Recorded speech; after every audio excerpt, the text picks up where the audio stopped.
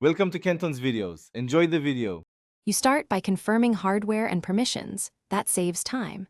Open your laptop camera app or a trusted QR scanner application. Grant camera access when asked.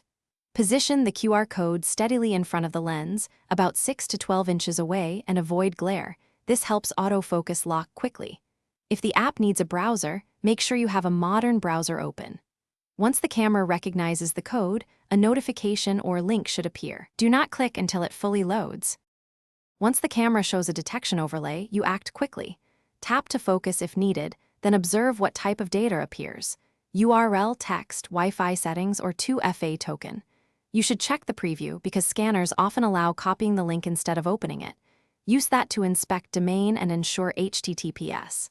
If the code contains configuration data, note any ID or passwords shown, and then decide.